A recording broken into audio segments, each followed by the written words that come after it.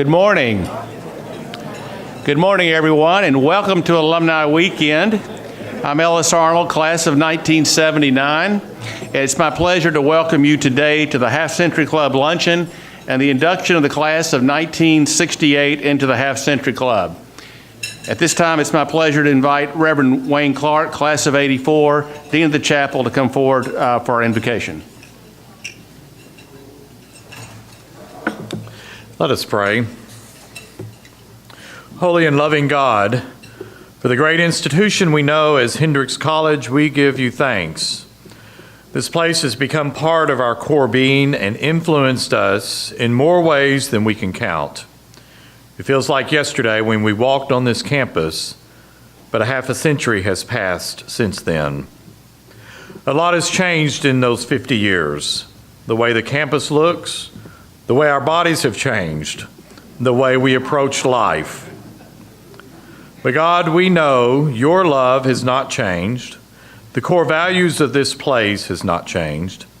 And the way this place empowers us to become better people is still happening today. We are most grateful, loving God, to call Hendrix our home and part of our legacy. God of laughter, we have gathered here for Alumni Weekend with friends, classmates, and roommates to remember the past, celebrate the present, and dream of the future. Thank you for bringing us safely together, and be with those who are unable to be with us this weekend. Bless this food, bread of life, and the hands that have prepared it so that we are a blessing to those we encounter. Thank you for this gift and so many more that we take for granted. In your holy name we pray. Amen. Thank you, Wayne. I'd invite you to just continue eating and enjoy your visiting, and we will begin the program in just a few minutes. Well, good morning again. We'd like to go ahead and get started with the program, but continue to eat. And I just want to, again, welcome you to campus. It's wonderful to see so many familiar faces, and we're excited to induct the class of 1968 today. Alumni Weekend is full of activities all the way through Monday's golf tournament, so there are lots and lots of ways to plug in. But we just think it's the most fitting way to begin and kick off Alumni Weekend by bringing our Half Century Club members back to campus for great fellowship and great memories. And so we're delighted to have you here today. You know, this tradition actually began back in 1962 when our good friend, the late Dr. Jim Major, class of 1940, who was the college's first vice president for development, launched the very first Half Century Club banquet to honor the class of 1912, which is hard to imagine. So thank you for joining us today for the 56th anniversary of the Half Century Club. I'd be remiss if we didn't take a moment to also acknowledge and thank our great dining services folks, Mike Flory, Chef Scott Pickens, Mindy Nichols, and the entire dining services staff for their work.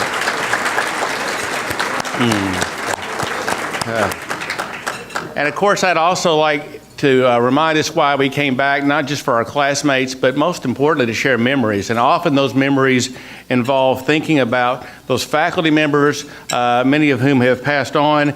But we also want to recognize our current and former retired emeritus faculty and staff. So if you've ever were currently or in the past a member of the faculty and staff here, could you stand so we could recognize you as well?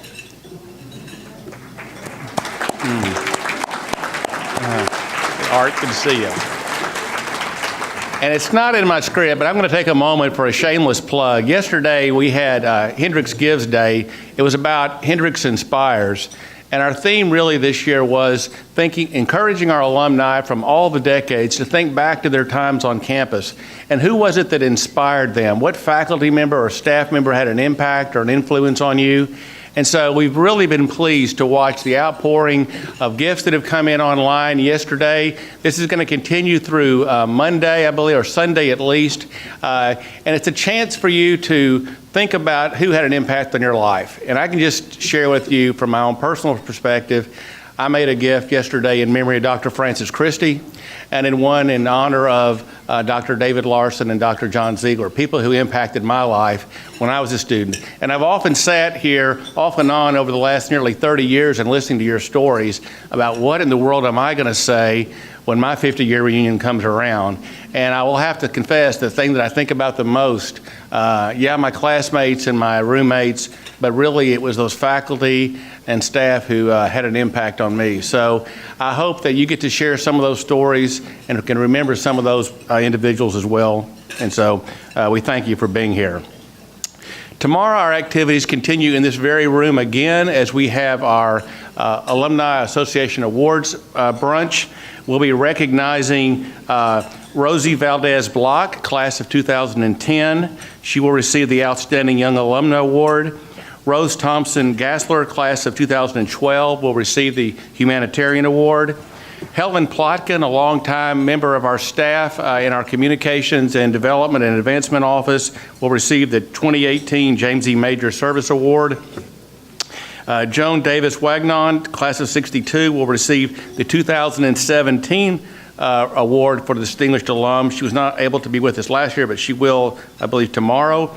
And this year's recipient of the Distinguished Alumna Award, Joe Williams, class of 85, will not be able to join us tomorrow, but she'll be here next year. So I know we also have some other recipients of the Alumni Association Award. So if you were a Distinguished Alum, the Humanitarian Award, a Service Award winner, any of our work, would you please stand so we can recognize you? Thank you. Thank you. Thank you.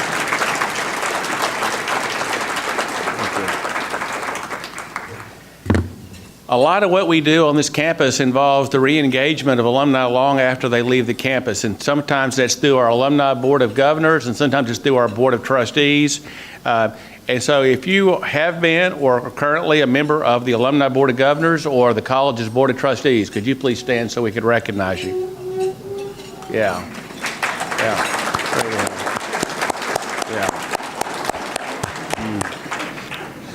Well, there's a lot of positive things and exciting activities on our campus. And I hope that as you spend the next few days here that you'll get a flavor of that and learn much more about it. But one way we want to do that today with you is to share some of the news of the college. And today I'm pleased to introduce and bring back Dr. Bill Tsutsui, 11th President of the college, to give you an update.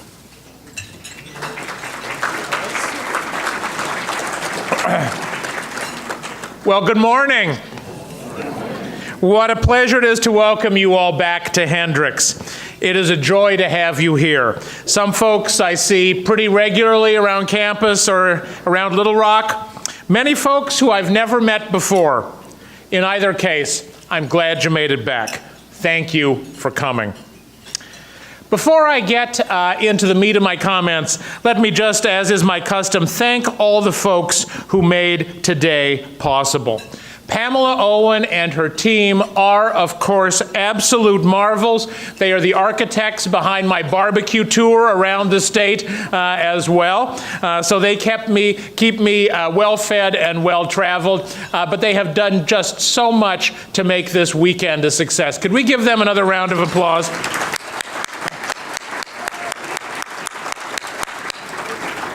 I also want to give a second shout out to the folks in dining services. They feed us on campus every day, so we get pretty spoiled with the food we have. They might only be cooking for you every year or every 50 years, but I tell you, they really put it all out there for us. So can we have another round of applause for them?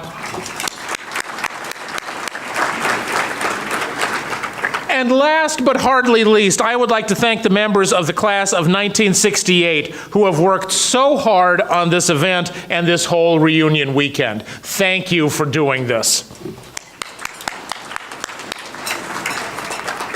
Now, as Ellis mentioned, this luncheon is the start of a very busy weekend here at Hendricks.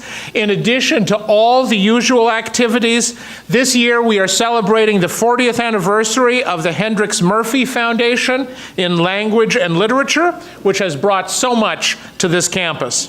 I hope you'll be able to make it to their celebration tomorrow afternoon, which is so very busy with last lectures and last performances, among other things. Now, over the course of this weekend, I'll be attending about 100 events, and I think I'll be speaking at half of them. Making sure you all get a full serving of Hendricks propaganda is, after all, a requirement of all alumni festivities. So I will try to be brief in my comments today, and not just because you will almost certainly be hearing from me again later. One of the things I've learned in my relatively short time in this job is that one of the most valuable things any college president can have, whether it's in fundraising, when talking to prospective students and their families, really whenever, one of the things every president needs is stories.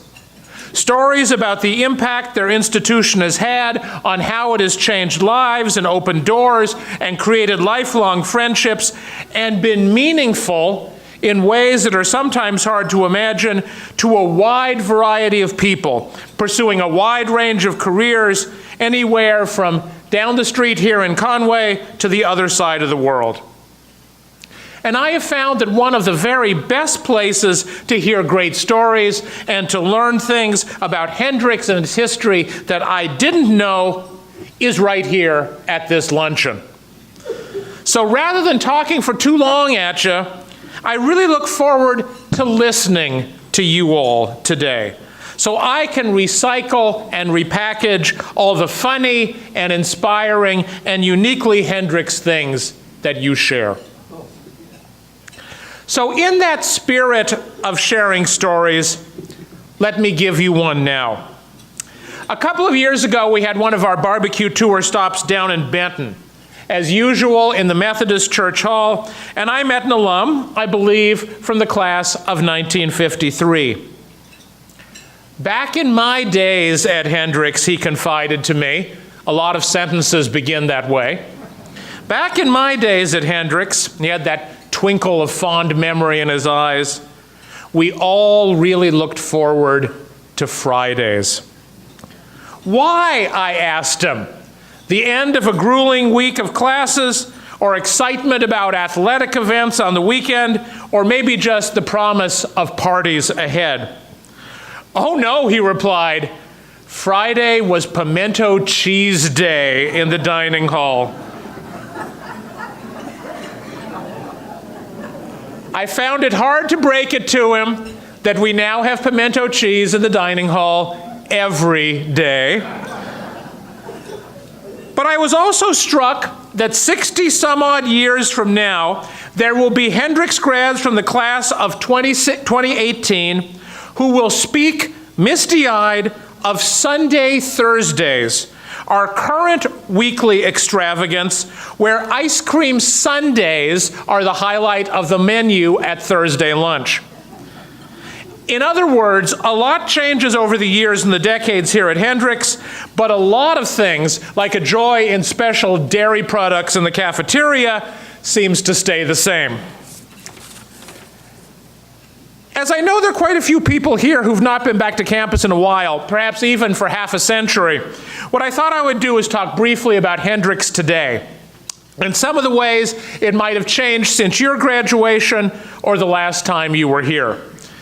And then I'd like to talk with you just briefly about the ways in which Hendrix hasn't changed all that much, about those wonderful qualities of this place which define its character every bit as much today as they did 50 years ago. So here are some quick facts and figures on Hendrix right now.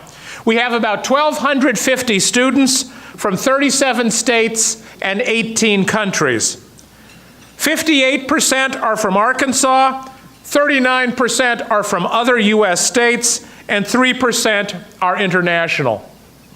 We are very well balanced in terms of male and female, 48% male, 52% female. 23% of our students are members of minority groups. And as has long been the case, our students are extremely talented. Almost 10% of them were their high school valedictorians, 40% were in the top 10% of their high school graduating classes, and 74% were in the top quarter. We now have just over 100 full-time faculty and a student-to-faculty ratio of 11:1, with an average class size of 16. We offer 33 majors, 36 minors, and a one-year master's degree in accounting. Our most popular majors, based on last year's graduating class, are psychology, biology, economics and business, biochemistry and molecular biology, and politics. Not that many people think of Hendrix as an athletics powerhouse, but in fact we have the largest athletics program in the state of Arkansas by the number of sports that we field. We currently have 21 intercollegiate sports teams, 10 for the men and 11 for the women. Football, of course, came back 5 years ago. A new sport will start next year, beach volleyball, believe it or not, in Arkansas. Now, one elephant in the room anytime people talk about college these days are college costs. And I'll be honest with you, the sticker price for Hendrix is eye-popping. It is right at $56,000, including tuition, fees, room and board. But I tell you, 100% of our students receive financial aid from the college, with the average award of scholarship and grant aid from Hendrix at about $35,000. Federal and state grants, like the lottery scholarships here in Arkansas, as well as work study, stack on top of those institutional awards. So you can do the math about how much students here at Hendrix actually end up paying. One indication of how well we're doing in keeping costs down and keeping Hendrix accessible to all is that the percentage of our students who graduate with any debt and the amount of debt that those students have are both far below national averages and also below the average here in Arkansas. Now, all this might make you think that this isn't the college you went to 50 years ago. It is a much bigger place with more buildings and options and opportunities and people than when you all were students here. But there is, I want to assure you, a lot that you will recognize about Hendrix today. First of all, as I mentioned, Hendrix students remain extremely bright. The faculty remain extremely demanding, and this remains a classic liberal arts college with academic rigor, high standards, and a strong reputation. And all those college rankings which you read every year confirm this. A while ago, when Forbes magazine named Hendrix the best university in Arkansas, the collective response of Hendrix grads across the state and the nation was, duh, everyone knows that. We've been ranked in U.S. News and World Report this past year as one of the top 10 schools in America for innovation, number 76 among national liberal arts colleges. Today, Hendrix continues to be the top-ranked liberal arts college, not just in Arkansas, but in Texas and all of its surrounding states, what I call Texas and suburbs. I, as you may know, as a Texan, am a Texan, so there's nothing I enjoy more than going to down to Dallas or Houston and telling them, you know, the best liberal arts college in Texas is in a little town called Conway, Arkansas. And last summer, I don't know if you all noticed this, collegechoice.net listed Hendrix as the 13th best Christian college or university in America, the only school in Arkansas in the top 50. Now, the Log Cabin Democrat, the local newspaper here in Conway, was so surprised to discover that Hendrix was a Christian college that they gave us a huge banner headline across the top of the front page. Now, y'all know as well as I do, there are a lot of really brainy schools in the United States. But what I really think sets Hendrix apart is the fact that we sustain such rigor and excellence in a small, intimate, caring, accepting, and I can tell you from my personal experience of coming here, truly welcoming community. Hendrix is not a big impersonal place like so many colleges and universities are these days. And it's not a ruthless, competitive, careerist kind of place. People here care about each other, have time for each other, and celebrate our community and spirit. I could keep you here the rest of the afternoon with examples, but let me just give you two. I spend a lot of time, not surprisingly, at athletic events, including sports that I do not know a single rule. When everyone else claps, I clap, you know? If you understand field hockey or lacrosse better than I do, please give me a tutorial.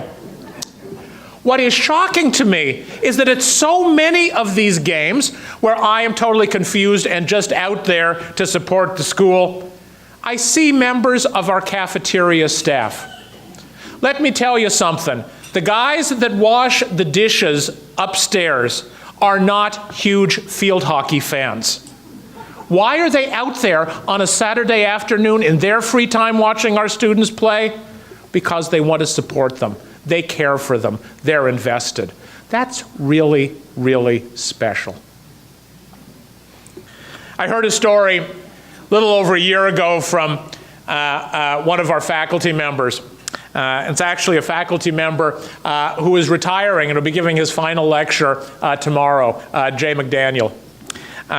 Jay told me a story of a student we both knew quite well who walked into his office one Monday morning looking down.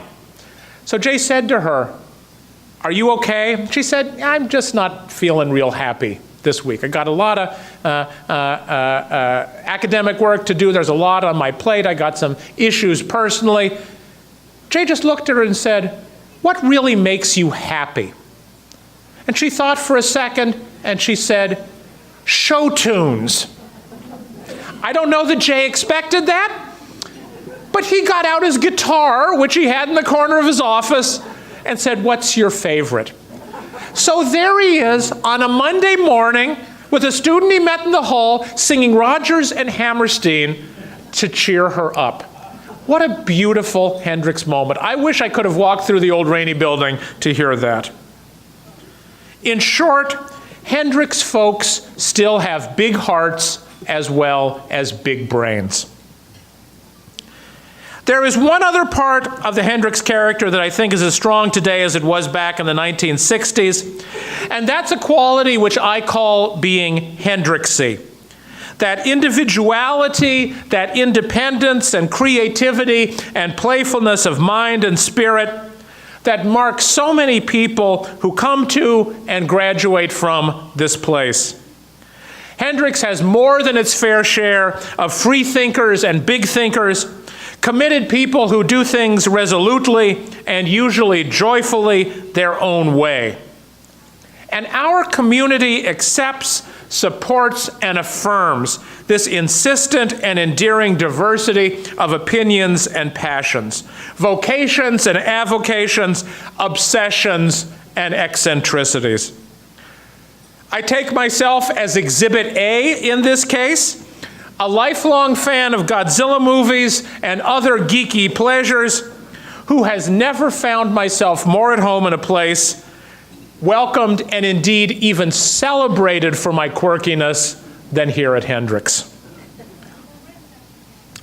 All that being said, I hope you will all recognize today and through the weekend that no matter how much Hendricks may seem to have changed over the years, on some very fundamental level, it still remains the place where you arrived in 1964. The year after I was born, I will note for the record. Oh, they turn nasty so fast. It's that Hendricksiness. This still remains the place where you shared some amazing experiences with the other people in this room, a place that has been with you for 5 decades since your graduation, and a place that you shaped and left a permanent mark on. Through the lives you have led, the careers you have pursued, the examples you have set, and the many ways you have given back to your alma mater. We are so thrilled to have you here today and look forward to hearing from and meeting you all. Thank you very much.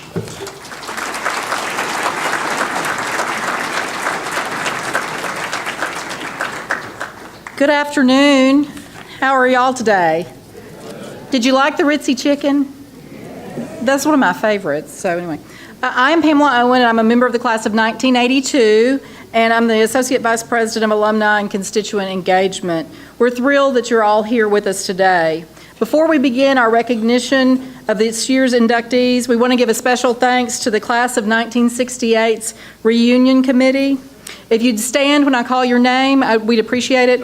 Judy Owens-Ballou, Joanna Milhone Duke, Cookie Jones-Higgins, Andover Honeycutt, John Honeycutt, Barbara Horton Pence, Jeff Pence, Joe Purvis, and Sippy Chappelle Smith. Thank you so much for all your work to make this weekend great for your class. Okay, it's time to induct the members of the class of 1968 into the Half Century Club. President Susui will present the medallions, and that will signify your membership into this distinguished club. I'll call your name, and please note that we call the alumni by their maiden name, so this is very tricky for me. So if I mess up, please don't get upset. Once you have your medallion, you have the opportunity to step to the microphone and share a very few, very brief remarks or anecdotes from your time at Hendrix.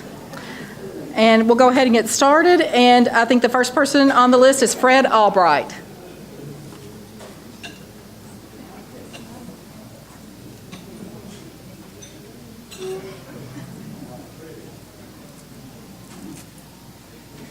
Hey, how are you? You get your medallion first, and then you get to speak. Thank you so much. Congratulations. Thanks for being back today. Thank you so much. Good to see you. Hi, everybody. This will be very brief. I'm just excited to be here. I only got to go to Hendrix for 2 years because my dad got sick, and I had to transfer back to UALR and graduate there. But this place is truly special and remarkable, as most of the people in this room would agree with that, I think. And so it's a great day to be back. I want to thank Pamela and all the staff here at Hendrix that have done such a remarkable job on this day and this weekend, and glad to see everybody. Thank you, Fred. Sandra Bayless Shepard.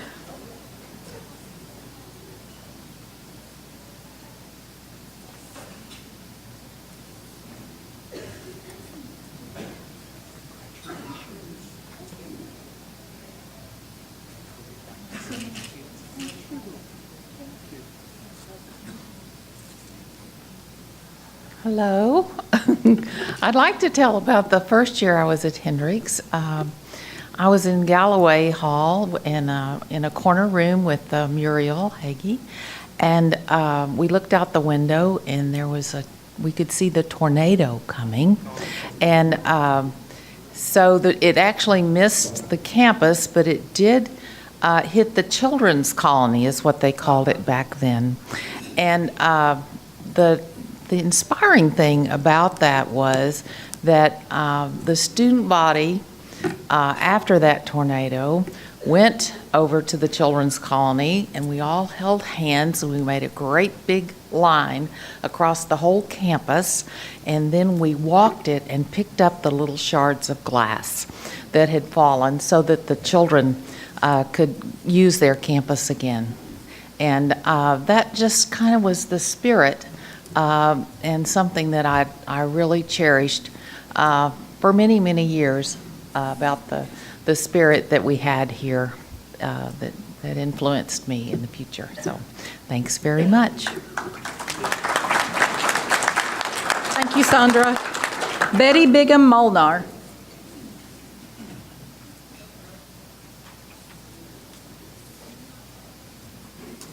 Congratulations. Thank you so much for being I didn't know we were going to speak, so I came to Hendrix following a big sister and was scared of my shadow and left being a very comfortable person with what I did. I've taught for about 30 years. The staff and the teachers here were what are so memorable to me. Laura Bailey Parks, Bob Courtway, and Mr. Raymond in the chemistry department, and I learned a lot from them, and went back to school in the 90s. I got my master's in counseling. I majored in education, got my master's in counseling, and then worked in the mental health system in Memphis for about 10 years. And I'm back. We followed the choir, and we followed the football games some. So we've enjoyed being associated with Hendricks. It's a big part of my life. Thank you, Betty. Steve Bookout.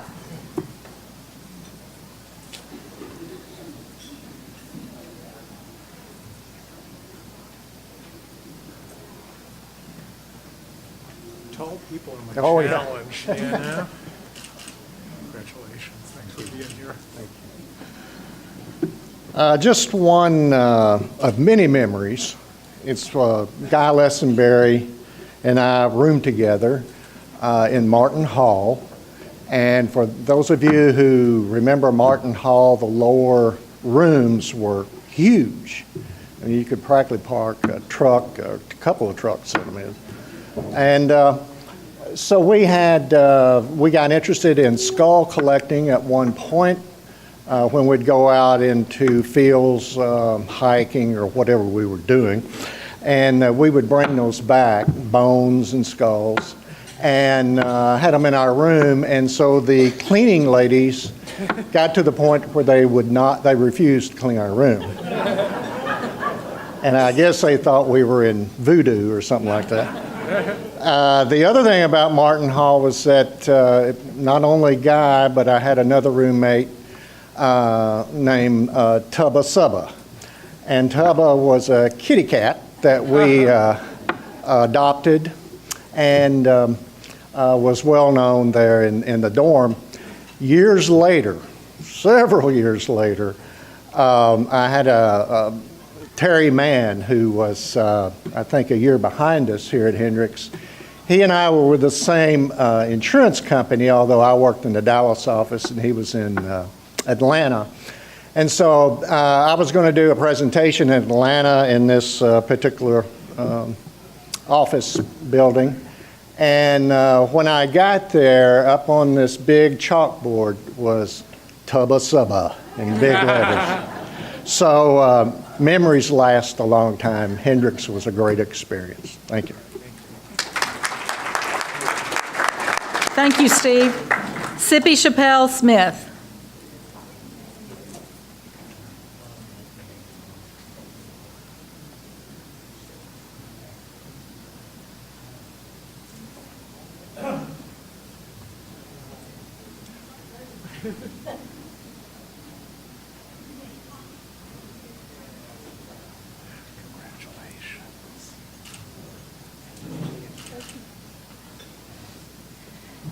I guess my Hendricks story is that I was campused most of the time I was here.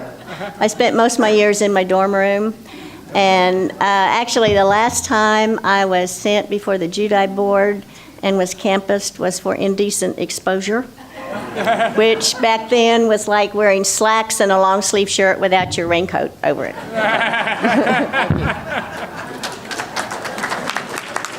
Thank you, Sippy. Ann Dover Honeycutt.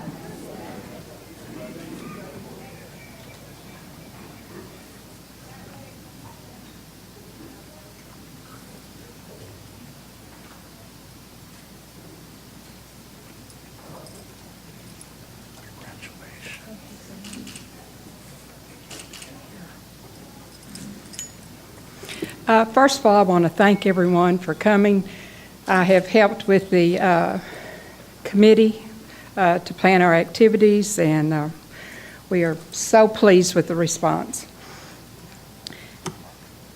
We entered Hendricks September the 4th, 1964. I departed after 2.5 years and transferred across town to UCA. It was a decision I had to make of whether changing majors or changing schools. I was a math major, and it didn't quite work out at Hendricks with Dr. Lane and some of the others. I ended up taking in summer school, had to retake a calculus class and took it at UCA, and found out that I still loved math, and I continue with my math education, but I did transfer. But Hendricks has always been home, and it has continued to be home for some of our children. We had a son to graduate in 1990. He was on the swim team for 4 years and was an academic All-American. His name was John. 10 years later, our second son, Josh, graduated in 2000. And he was in charge at one time of the pre-orientation trip that the kids used to take. I don't know if they still have the pre-ord trips now. Our third child, Amanda, was 2 years behind her younger brother, or older brother, and she decided that this is where she needed to go as well. She lasted one term. That was when they had the tri-semester. You took 3 courses a term. You needed 36 to graduate. By the time she transferred after one term, she only had 2 credits. She had already dropped ones. It was not her cup of tea. But she ended up marrying a young man that was a Hendricks graduate from 2003. So we have kept the Hendricks family definitely in our family. A few things I just want to throw out, things that I can remember. I lived in Galloway, was a dorm president 1 year, petticoat slums, signing in and out, excuse me, but Gracie Bod, the tornado, Dorham Bridge. I remember Frida Lou, Dean of Women, Judi Board, orientation, hazing, buttoning, beanies, shirt tail serenade, the Letterman and our dances in Hewlin, our convocations, as I've mentioned, Dr. Lane. I don't know whether we had a good relationship with that. Dr. Robbins, I had in physics. He knew his multiplication tables to 25. While the rest of us were trying to figure out a problem on our slide rule, he knew the answer. Also, his grading scale for physics was A's were 95 to 100, B's were 90 to 94, C's were 70 to 89, because, as he said, the majority of the people were average. I made a C, yes. I had Madame Caskey for French. That was an experience since I had never had French before. Some of you may remember Father Footnote, Dr. Upton. I had Coach Courtway. Also had life-saving, trying to retrieve him from the bottom of the pool. Fun. And also Saturday classes. If you were a math major, you did have Saturday classes. Thank you. Thank you, Ann. Dottie Dunlap Patterson.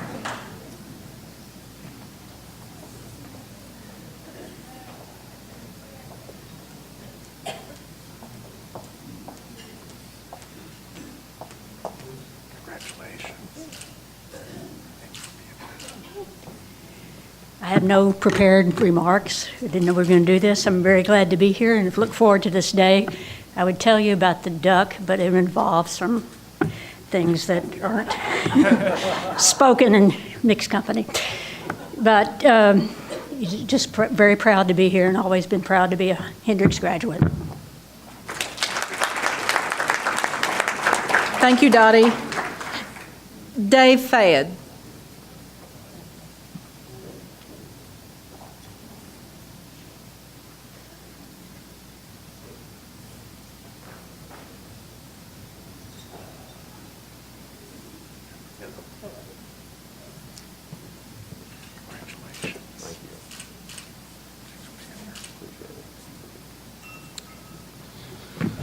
I could have never imagined that this day would be as it is today when I was a freshman here. Not to mention the end of my freshman year, imagining what would be in the future. I do remember some of the same things that some of the others have mentioned, including that tornado. I remember we were fishing that day at one of the lakes down the road, and there were 7 of us in the car. We didn't catch anything because of the atmospheric conditions, I assume. And we couldn't figure out why, because it was such a beautiful, beautiful day. We got back into the car and were just so flustered over the fact that we just couldn't catch anything. We were talking on the way back, and I was sitting in the middle of the back seat, and I looked up, and we were all Hendricks students. And I looked to the left, and I said, "It sure looks like tornado conditions." And the guy on my left, Dale Kinsler, you may remember him, said, well, yeah, there's one right up there. And it was actually forming in the sky, probably miles away, but it was a tiny little thing, and we all looked up, and Jack Morgan was driving the car, and it was an old beat-up station wagon, and he floored it immediately, and of course it didn't go anywhere when he floored it, but we picked up a little bit of speed. We drove about 2 or 3 miles. We were all looking out the window at this thing. It was getting a little bigger and a little bigger. And Johnny Honeycutt was in there too. He was in that car. He might have caught the only fish that day, I'm not sure. But we figured we'd pass the path of the storm. And we saw a tractor on the side of the road in this little farm area, and we pulled over there, and we all hopped the fence, and we all got seats on the tractor. And we started watching it and talking about it. And about the same time, we all realized that that thing was still coming right at us. And we decided to hustle for the car. Well, somehow Jack Morgan, who was about 6'8" and pretty uncoordinated, if he's here, I apologize for that, but that's the way it was in the car already pulling away. So we dive into the car, and amazingly, we head about 5 more miles down the road, and we get to the Verco company. And there's a gas station across the street, and we pull into this gas station. Now, why would you pull into a gas station when a tornado is getting ready to hit the area? The storm was getting bigger. It actually clipped the corner of the Verco station at an angle where we were. Some of us had stayed right by the gas pumps. Me and a few others who were, despite our academic problems, pretty intelligent, because we ran behind a house down the street. We looked at the storm as it tore a part of the Verco company apart. It had actually picked up some of the giant storage tanks that were oil tanks, crushed them in the sky, and of course they exploded in the sky. We saw all of this. The storm went on by. We hopped back into the car. We drove on up to where it had passed. And some of you may have been there at the Tasty Freeze. I don't know if you were or not, but that was where it hit. There were ice cream, or rather flavors, everywhere. There were cars with windows broken. Hendrix students and other people were in their cars. They were just getting out of the cars. Nobody was hurt that I know of at that time, but they were on the floor of their cars. The storm had evidently hopped part of that area. They all survived. We had run out of gas right there in the path. We could have killed Jack Morgan at that point. But nevertheless, we survived. We got back. We had to walk back to Hendrix, and as you heard earlier, the children's colony had been struck. There were 10 people, I think, that were killed in Conway. It was a pretty bad storm. The people at Hendrix that were watching it out of the dorm window said that the weather at that time was just horrible on that side of the storm. On the side that we were on, it was just pleasant as could be. Anyway, that was one story that stayed with me over the years. The other story that has stayed with me over the years is my relationship with Joe Purvis. I didn't know anything when I came to Hendrix. I was pretty much an innocent bystander. Purvis educated me into the world of let's get together and find out what this world is all about. I learned a lot at Hendrix, and I appreciate the opportunities here. I never imagined that I could graduate. I did, somehow. I got another degree, which I didn't think I could do that either, somewhere else. I ended up teaching school and coaching, mainly basketball, football and basketball, for many years in South Carolina. Tried to take up the game of golf, not very good at it, but anyway. For all of you out here, it's a pleasure to be with you. My wife talked me into coming. I didn't think anybody'd be here. So I'm very proud to be here with you. Thank you. Thank you, Dave. Rick Fotai.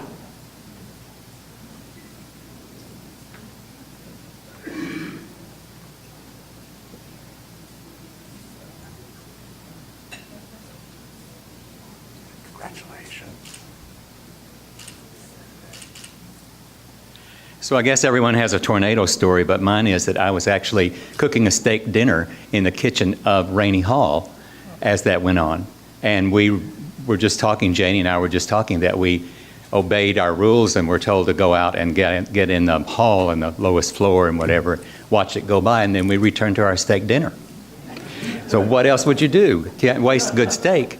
So I just want to highlight something that I wrote in my little bio, if you'll have a chance to read that. But I attended 4 colleges and universities, and Hendrix is my alma mater and always will be. And if you ask me where I went to school, I went to Hendrix. That's the only thing I ever say. And I'm really sad about those who didn't make it this far and aren't here with us, and God rest their souls.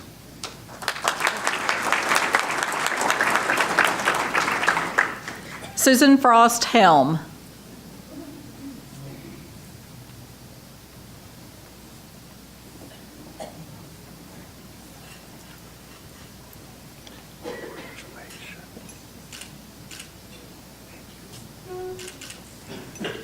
Well, I as well don't have any words to that I plan to say, but I will give you one word that's been with us lately.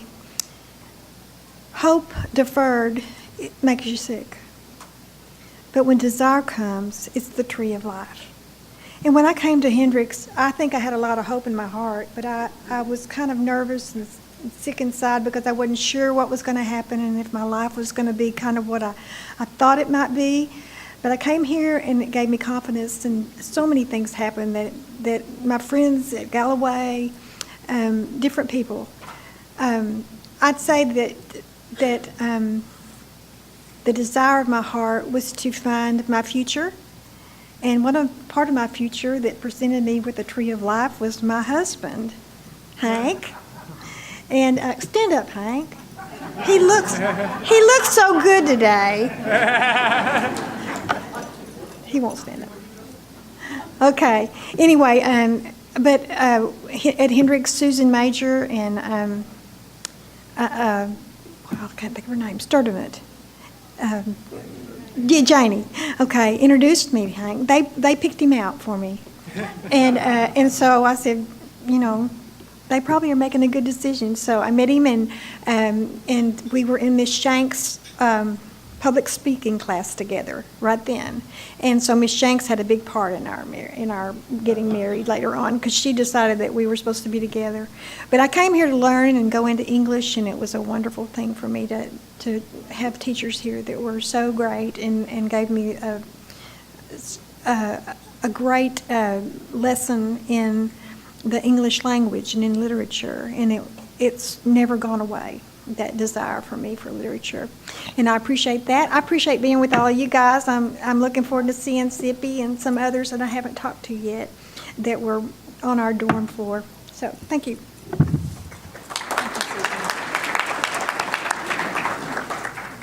Larry Grady.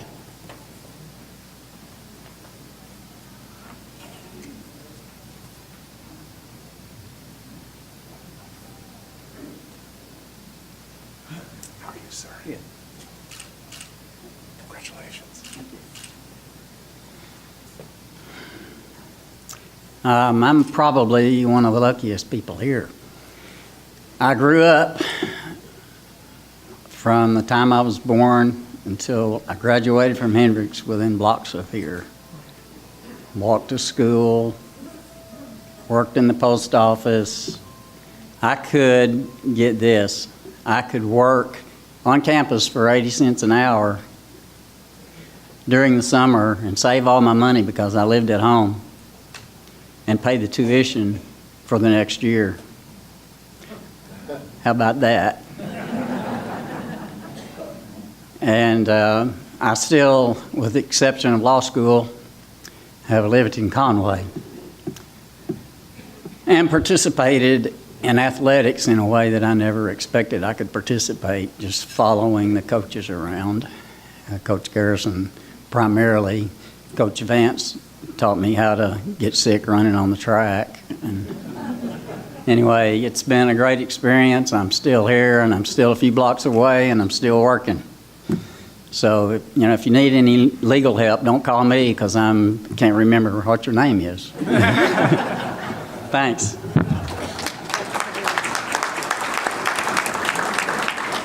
John Griffin.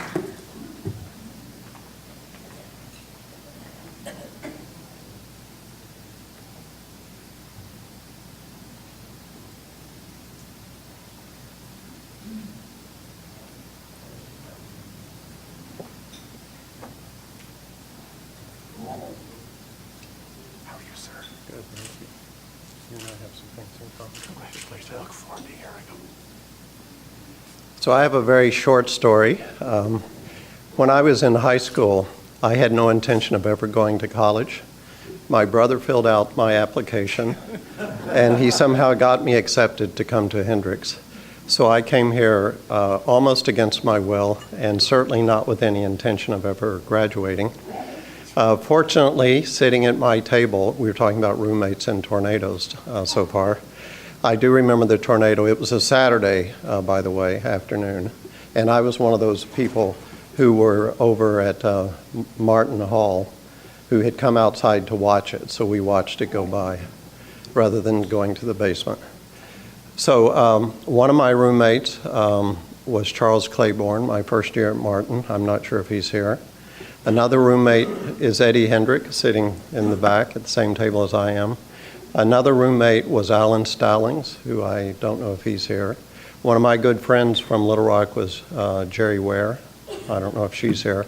And then in terms of sidekick, so to speak, Eddie Hendrick, Al Warnicki, a few others, and Richard Raleigh sitting in the back as well. We were all physics and math majors, so we kind of hung together as a clique there. So thank you very much.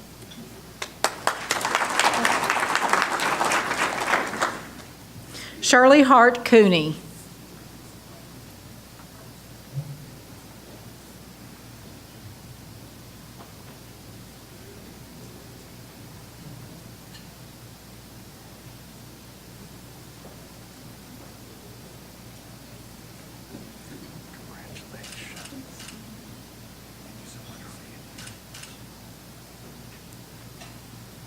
I didn't know we were going to be speaking either.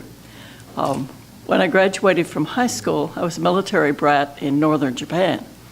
And so I first decided, since I was there, my dad was going to be stationed there another year, I wanted to go to a Japanese university. So I attended the Kokusai Christ Tokyo Daigaku, the International Christian University in Mitaka, Tokyo, and in Japan, and studied Japanese.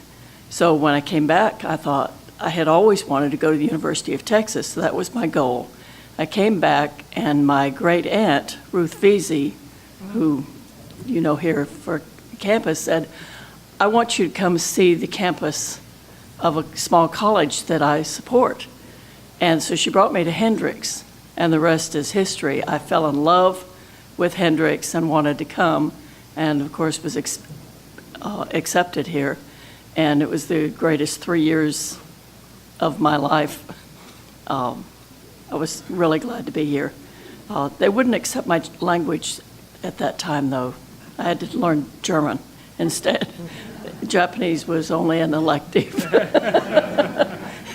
I tried to let them know millions spoke it, yeah. But they didn't.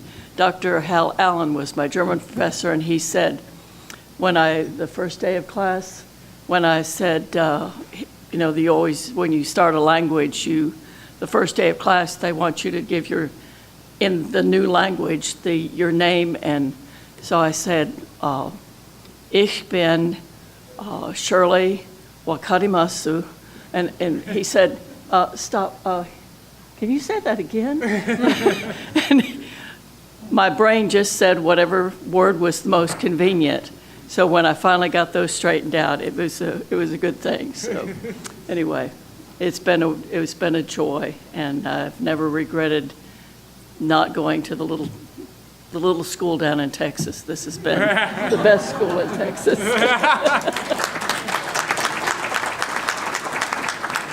Thank you, Shirley. Ed Hendrick.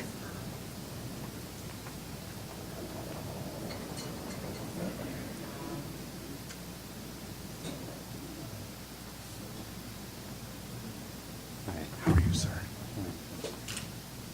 Congratulations. Well, it's nice to see everyone here. My story about Hendrix is going to high school, I didn't learn how to study. And coming to Hendrix, I remember the forced study halls. I don't know if you remember those, where you had to go over to the administration building and sit and study, which was a revelation to me. And it actually taught me how to study and taught me to like academics. So I've pretty much been in school ever since, learning how to study at Hendrix. And I also learned to appreciate, after having been here a while, the faculty we had at Hendrix. Joe Robbins as a physics teacher, Harry Lane and Miss McHenry as math teachers, and Dr. Moffat, who taught me a little bit about how to write. And all of those have served me well through the years. I've stayed in touch with some of my physics classmates here at Hendrix, and I look forward to talking to the rest of you after this is over. I do have one tornado story. It was, I had left the library with my girlfriend, Carol Swepston, just as it was sort of starting to rain, and the whole weather felt odd. And Carol said something like, "You know, this is like tornado weather." And I said, "Oh no, it's raining. You never have a tornado when it's raining." And then we looked up and the tornado was right in front of us. So thank you for the time to say something, and I look forward to talking to you. Thank you, Ed. Cookie Jones Higgins. Also known as Joanne, but I think everybody knew her as Cookie while she was here.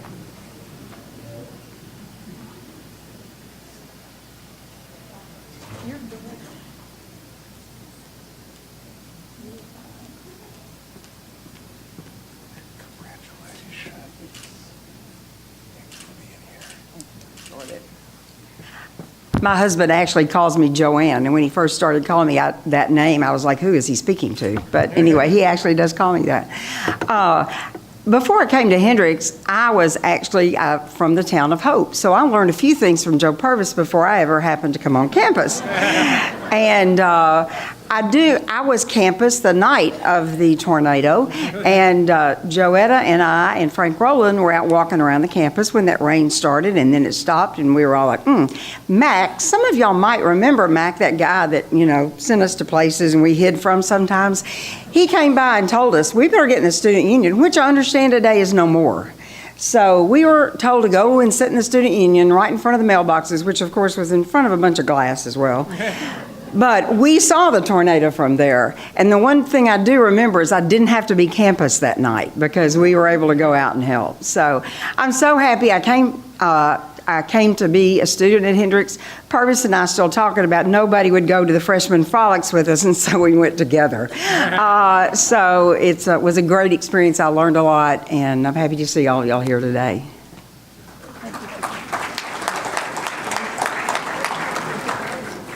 John Honeycutt. Oh, I got that.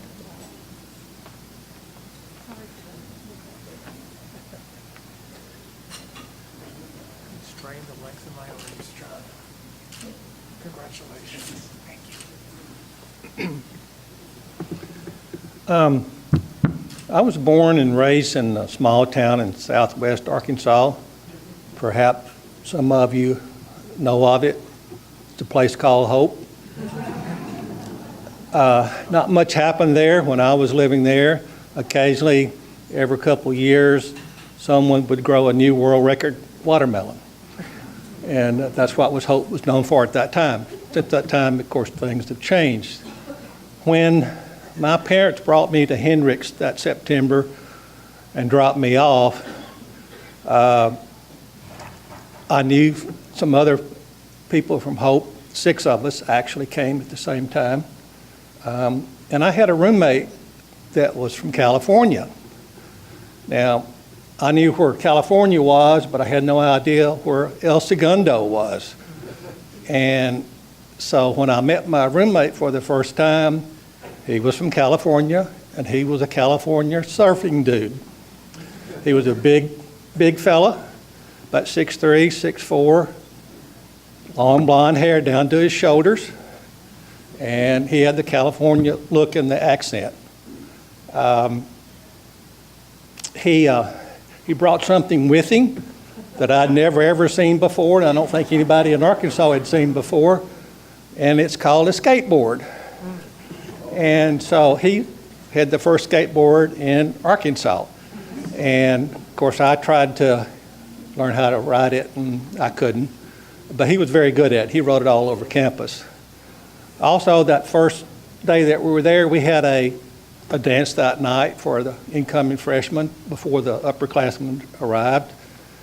And he introduced us to a new dance. And it was, he called it the buzzard. He also had a propensity to shadowbox windows. And so our end of the hall kind of stayed breezy most of the year after he shadowboxed the window and opened a few panes. But that was the first 24 hours of Hendricks that I experienced, and it only got better after that. Probably the best thing that happened to me when I was at Hendricks is I met my lovely wife. And she and I have been together for 50 years. And our grandchildren, we have 8 grands, they call her Grand Ann. And that's what she is. She's a Grand Ann. So I look forward to meeting with some of you in our class that I haven't had a chance to. I'm glad I got to go before Joe Purvis, because after he gets up there, there's not much left to tell. So it's nice seeing all y'all here, and let's have a wonderful time this weekend.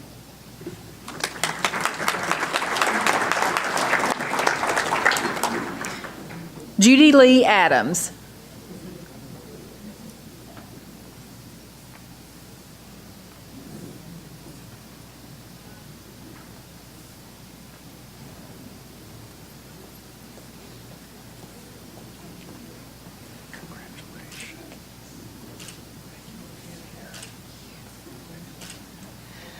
This will be very brief. I'm still trying to overcome the trauma of 6 7:30 classes my freshman year, first semester, and one of them was Dr. Yates and Western Civ with pop quizzes. And there were only 10 questions, and they were true, false, but there was a correction factor.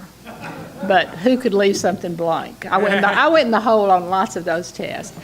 Made lots of new friends at Hendricks. Some are still our dearest, dearest friends today, and look forward to visiting with several people that I haven't probably seen for 50 years. Thanks to Hendricks, and thanks to the committee for planning this for us. Thank you, Judy. Guy Lessenberry.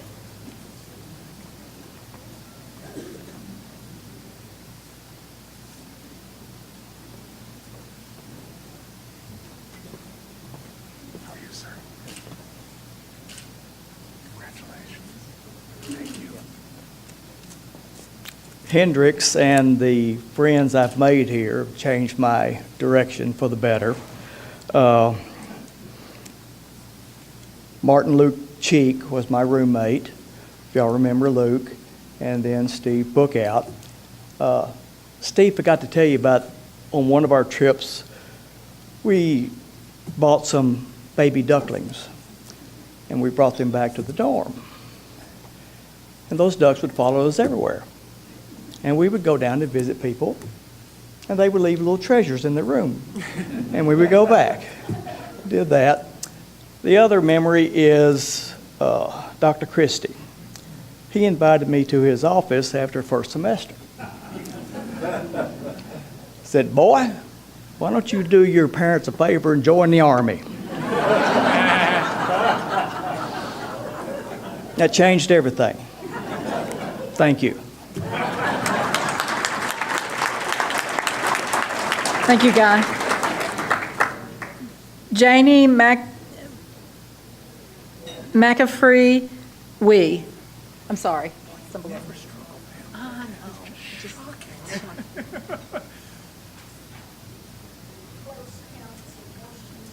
Oh, very good. A tongue twister for Pamela is a good thing. Congratulations. There are a few people that have made a big difference in my life. The first one was Vance Strange. Not only was I in class with Vance one year, and the next year I came back and he was my teacher, but his father was my doctor. And every doctor visit, there were two things that were going to happen. Dr. Strange was going to make you stand on one foot, and then he was going to ask you if you knew his children. I said, Dr. Strange, I went to school with all three of your sons. I know your children. I didn't tell him any stories. The Rainey dorm mother, Mrs. English, was very helpful. If our rooms were not exactly like they should be, she loved popcorn. And if we would pop popcorn, she would forgive a messy room because, she kind of makes a mess popping popcorn. She also blinked the lights. You remember the blinking the lights? Well, Ian graduated the year before I did. And when he would come back to visit, I really didn't care what time the dorm closed. And she would blink the lights. And she would blink the lights. And she would blink the lights. And then we would appear. And just as we got ready for that goodnight kiss, she opened the door and said, would you take this shirt to Bob or this belt or whatever? They were in graduate school together. But we did get married. Dr. Wood in the elementary education department made a statement that really made a difference. She said at the end of each school year, clean out your file cabinets, throw it all away. And I did. For more than 30 years, I threw everything. Now, I might go back and dig through the garbage, but I threw it away. And in those teaching years, I was awarded the Teacher of the Year certificate at Stamps School District twice. And that school is no longer an independent school. It has consolidated, but I'm the only person that has ever won that award twice. One of my principals said, you are the most authority-resistant person I have ever seen. And she sent me away. She didn't fire me. She sent me. If there was a meeting, a convention, or anything, I went. I became a McRat certified teacher. It was solving all of the literacy ills of the world. You didn't teach grammar or spelling. You just taught them how to write. But I got certified. But I was only gone a short time. So then she sent me to Fairfield Bay. I was gone longer. And I became a graduate of the Arkansas Teacher Institute. I'm very proud of that. That made a big difference. Another person that made a difference was Dr. Kaufman. I was a piano major. I'd never been in a band anywhere. And Kathy Fadick said, why don't you come to band with me this afternoon? I went. She didn't show up. Kathy played bass drum. And Dr. Kaufman looked around and said, Janie, play the bass drum. Does bass drum have music? I don't know. But for 4 years, I was head of the percussion department. I played everything. Sometimes I played more than one thing at a time. And Dr. Kaufman was going, how do you play bass drum, crash cymbal, and triangle all at the same time? And I showed him a hip movement, and he threw his back out of joint trying to... But he taught me not to be afraid. And I tried lots of different things. First year I taught in Georgia. I was an overflow teacher, didn't start until October. I walked in, the principal looked at the secretary and said, give her the 4 worst out of these 5 classrooms. I thought, oh, I'm in trouble. But, that was not so bad. And then I told Ian, when I was 55, I wanted to quit teaching school. I wanted to help the town and the county, and maybe these kids that I was teaching would wear something other than the orange that they wore in the local jail. And so I quit teaching at 55. That was too young to draw teacher retirement. I had no job, no salary, but our son graduated from law school that year, and we thought we'd had a raise. During the years I worked with the economic development people, I attended the Mid-South Economic Development, I've forgotten the name of it, the Mid-South Basic Economic Development. Wonderful, met great people. I'm a graduate of CDI from UCA, which is Community Development Institute. Met wonderful people there, and I learned a couple of things. One of the professors told us, it's not who you know, it's who knows you.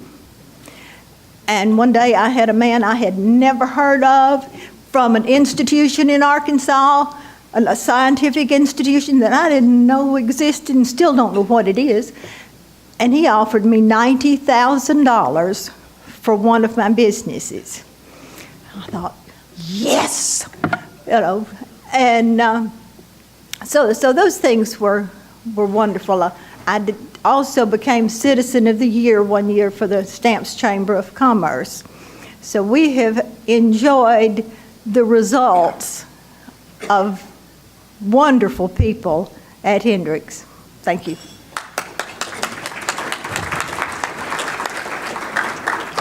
Marcia McCorkindale Crittenden.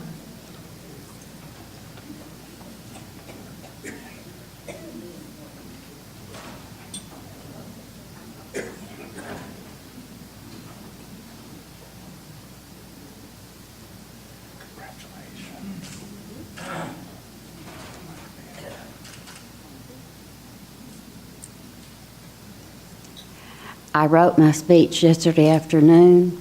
I put it in my phone, and David said, that's too long. You need to edit it. So I'm starting over again. The time that I spent at Hendricks was wonderful. I have thought back on it so many years. It was a wonderful community to be a part of. And so many friendly faces that I can see now that I haven't seen in a long, long time. Anyway, I'm going to steal something that one of the graduates said last year, just in case you don't know me or recognize me. Page 29.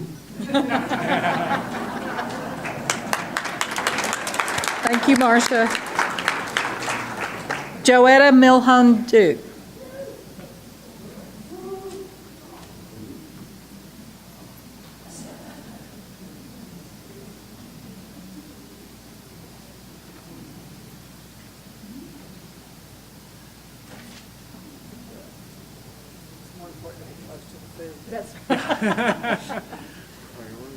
Congratulations. Thank you for being here. Well, I have a few things to say, but it'll be short, I promise. I think you get more applause that way. But I had several professors, Ferris Baker, who was my advisor for 4 years, Irvin Allred and Bob Merriweather, who thank goodness gave me enough knowledge that I retained to be Director of Student Support Services at the School for the Blind for 30 years. And to Don Marr, and Dr. Helen Hughes for teaching me the love of fine arts. Luckily, as I've retired, I've been able to travel and to see the David, and Michelangelo was amazing, and to appreciate it that much more. And Don Marr saying, every time I would go to art, it was an easy B, why are you coming back? And it was a B. To Cookie for being a perfect roommate for 4 years, 3.5 years. We were total opposites, only children living together. And I guess to the union, because I learned to play a mean hand of bridge that I still benefit from today. Thank you.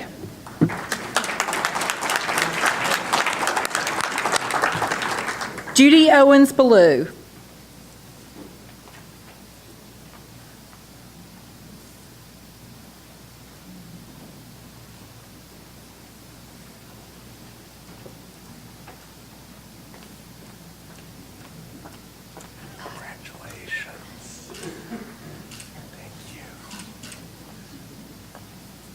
Well, I didn't know we were going to make comments either, but I'll just say thank goodness for Dr. Merriweather, because I love bridge, and I first played dummy with him in the union.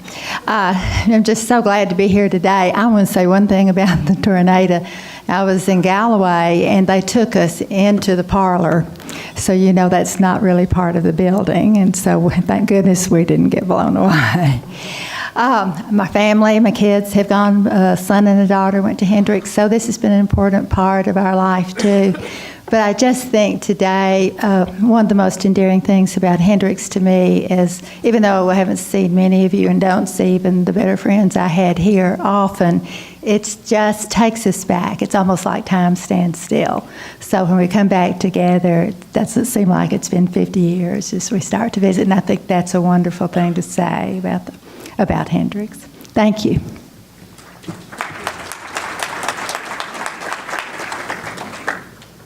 Bill Pate.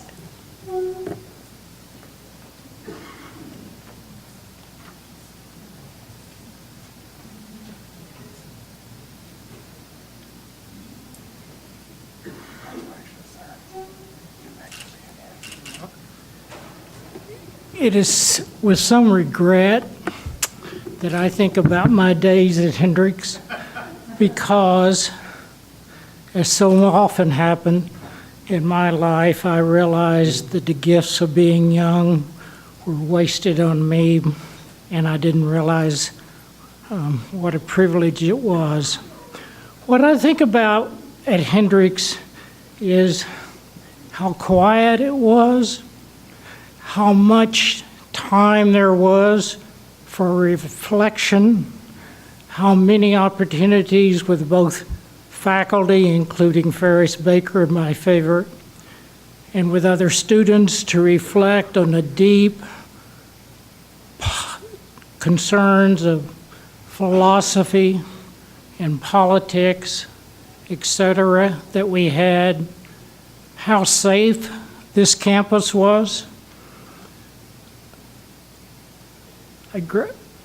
A few months after I graduated, I was living on the south side of Chicago. The streets were very different than being safe. Students took over the administration building for 3 weeks. Black Panthers were killed in their apartment by police. The Chicago conspiracy trial was going on. I think I weathered all that better than I would have otherwise, because of the firm grounding of what was really important that was taught to me on this campus in this community. Thank you.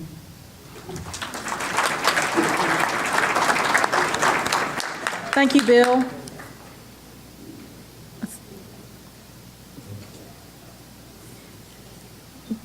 Barbara, did I call you? I haven't called your name. Barbara Horton Pence. I'm sorry I didn't get you alphabetized, and I apologize on that.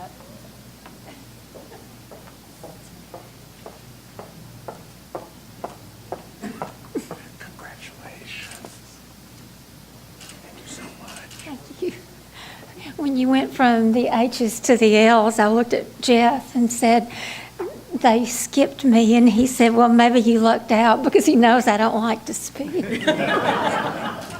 But you caught me. So it's by the grace of God and the generosity of a wonderful man named H.F. Bueller that I was able to come to Hendricks because he provided my education, and I was so blessed, so lucky to get to attend this wonderful college, make lifelong friends, get a sterling education. I just can't say how grateful I am to him and to Hendricks, but I do still have nightmares about being unprepared for tests. And like Dottie said, I will always be grateful and appreciate being able to tell people that I graduated from Hendricks. Thank you. Jeff Pence.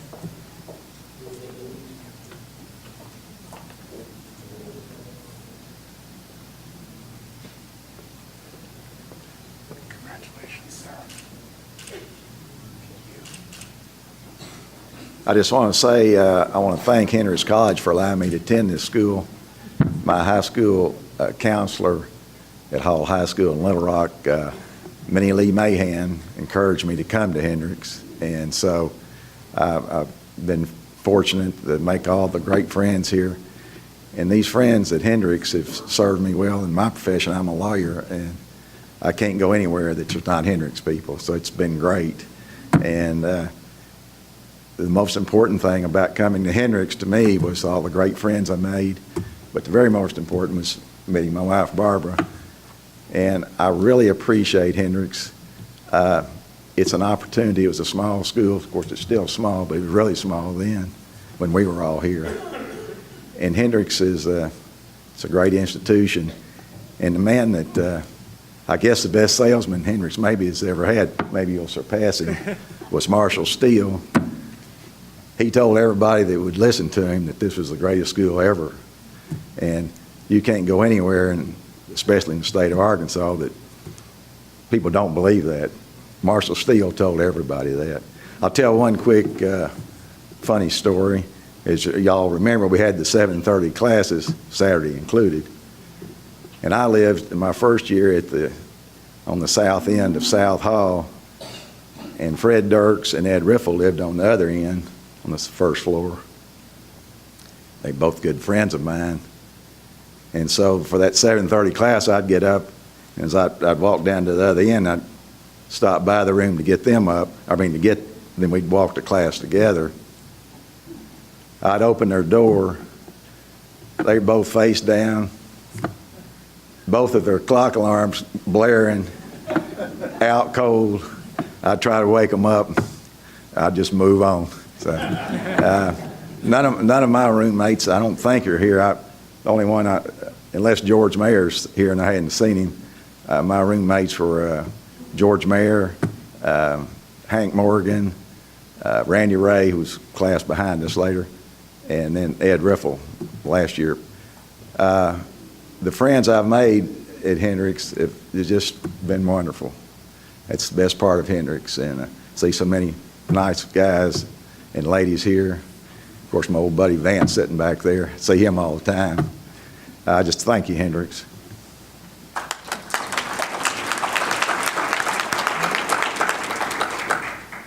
Mary Louise Powell Corbett.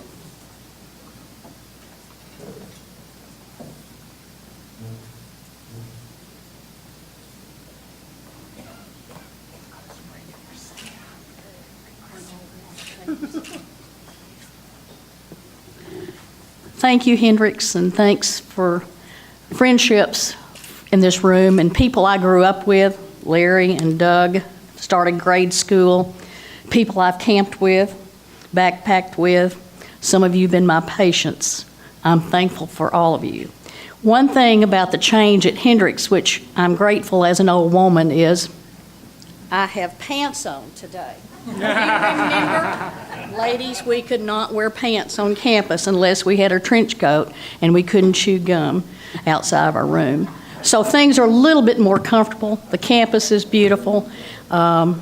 It's just been a wonderful place, and I've been blessed. My life has been blessed. I was thankful to bring, Reggie and I brought our 6 grandchildren to the Hendricks Carol service this Christmas, and it was a wonderful experience. Thank you to all. Thank you. Thank you, Mary Louise. Joe Purvis.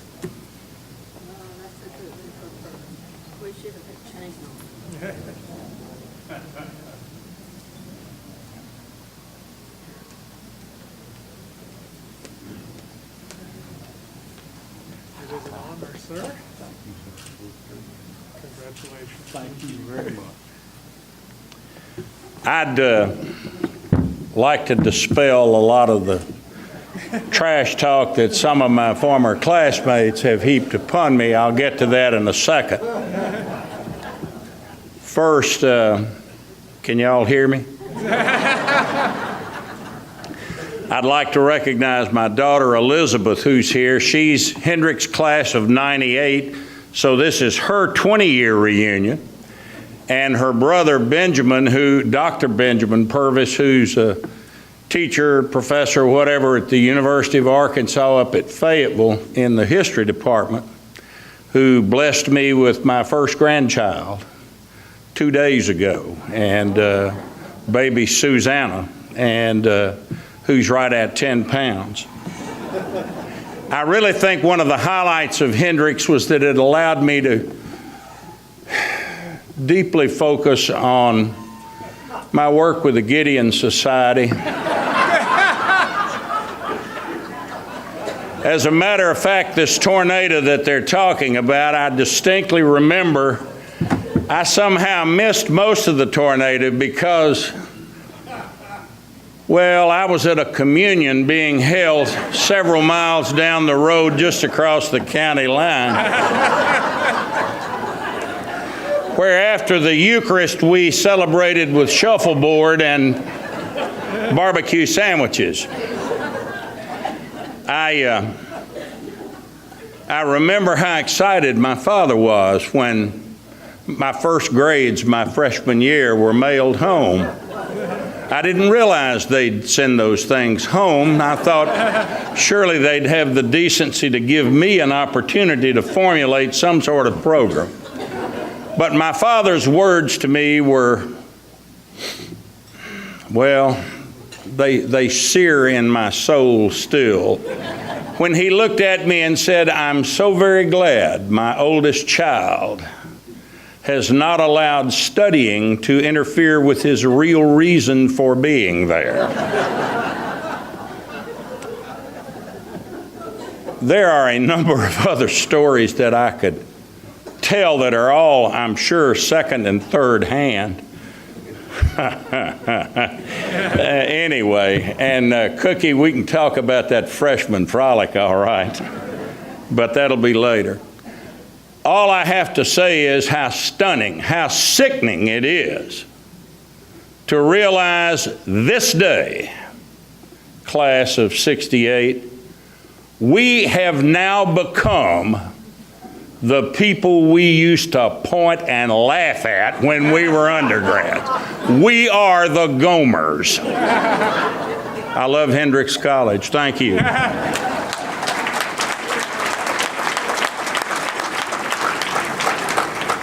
Doug Ron.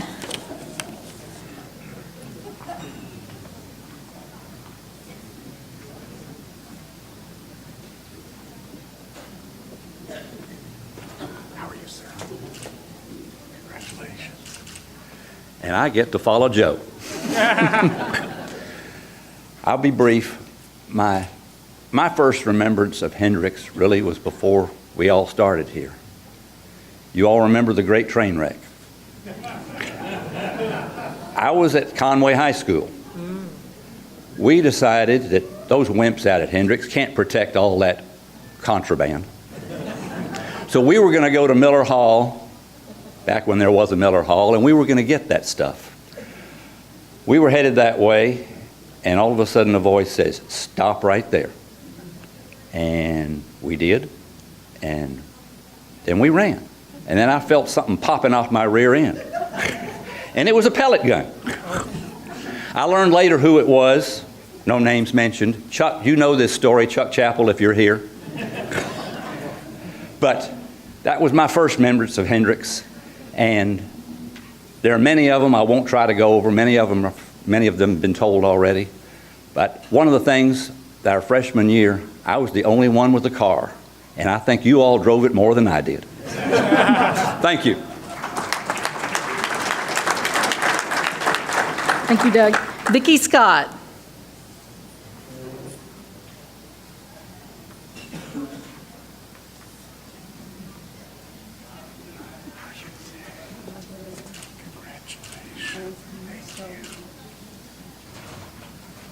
Well, we're getting ready to be inducted into the Half Century Club, and I didn't know if we had orientation or not, so I brought my beanie.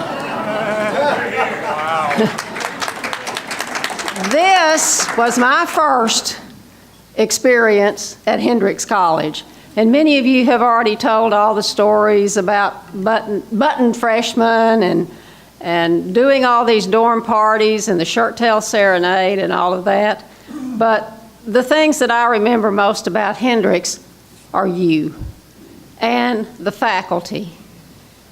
When I think of the saying, teaching touches the future, I think of those people like Laura Bailey Parks, Bob Courtway, Bob Merriweather, and there were so many others that were here to help us move forward into adult lives.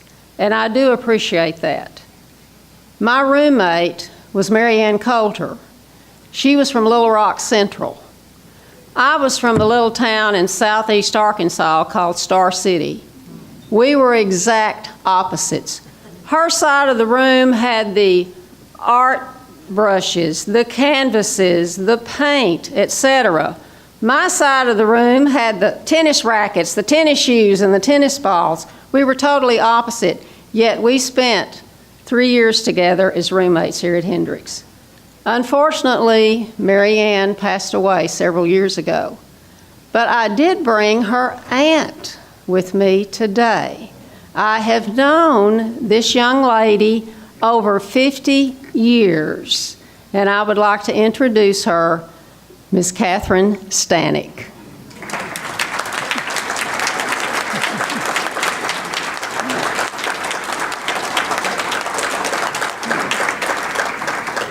As I can say, Mary Ann introduced us over 50 years ago. Oh, and one thing I want to caution you about, when we sing the Alma Mater, remember it's not to the tune of Yankee Doodle. Thank you. Thank you, Vicki. Betty Jean Sparks Mann.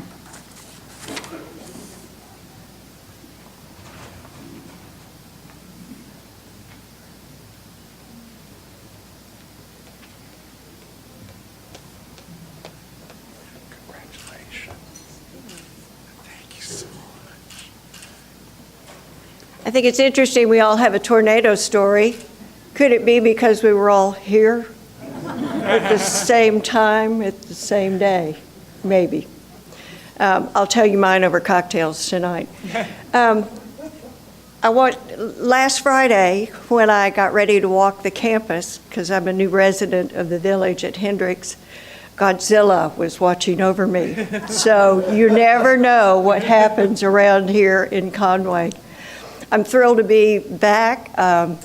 Was only a member of the Hendricks family for 3 semesters. And then, Freddie, we went to LRU. Yeah, it was LRU back then. But Richard and I have been married 52 years, and I brought him back with me as well.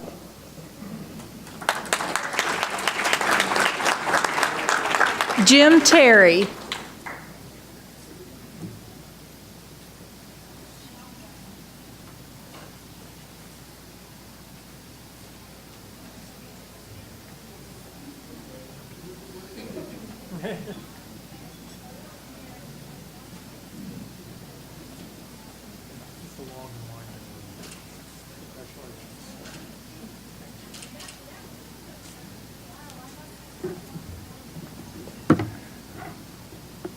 Tornado story.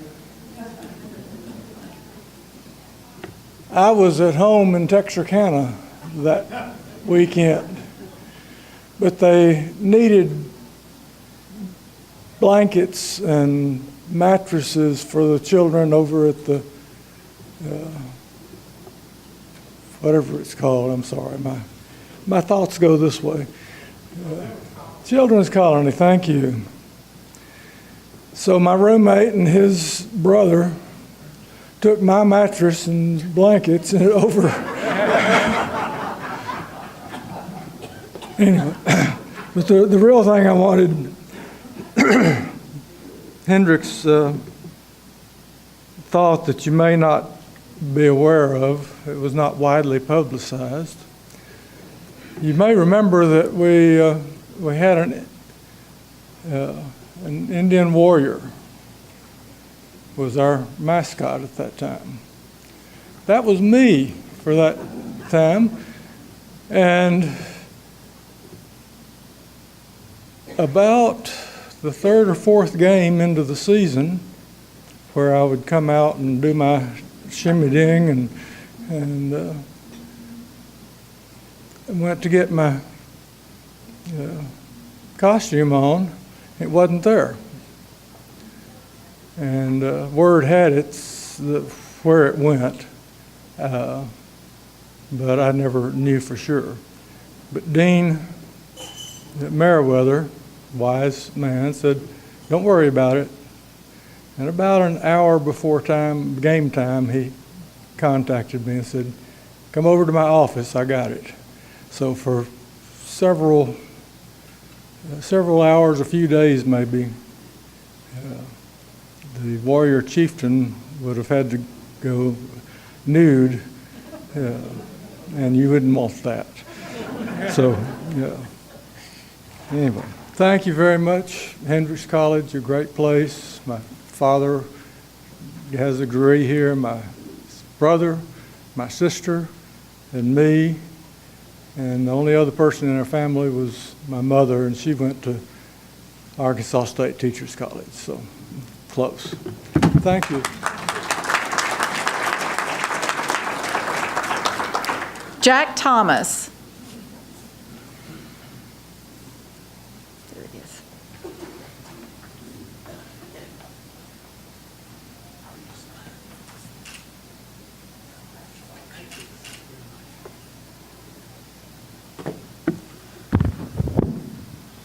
Well, as Dr. Yates once said, I remember at one of our convocations in Staples, this really will be quite brief, which I've been sitting over there thinking of all the things that I could say and kind of boiling them down into one or two little packages. I share the same memories that all of y'all have shared when you've been talking. I don't really have a whole lot to add to that. The main things, I guess, that I remember are the tornado, of course. We all remember that. I remember the building of the library that went on right outside my window there for it seemed like an eternity. And then I remember the Shirt Tail Serenade. And I remember the night that we did the Shirt Tail Serenade, it was pouring down rain, if you all remember that. We got soaked to the skin. I remember it felt so cold and wet and vulnerable in my entire life. But we survived that, and basically the longest days I think in my life that I can remember were the first 2 days or 3 days or so that I was here for orientation. That just seemed like it just kind of crawled by, and then after that everything's kind of a blur, with the exception of those big memories that stand out. I just thank Hendricks College for taking me as a student. I've often wondered and mused about what my life would be like if it had not been for Hendricks College, and I thank my parents for sending me here. And God rest their souls. I don't know what I would have done without them. And it's just such a beautiful place. I drove around here last night when I got into town and thought, my goodness, this has changed so, but everything looks so gorgeous. The buildings are all coordinated. It's something to be proud of. I'm proud of it, and I know you all are too, and it's good to see all of you. Thank you.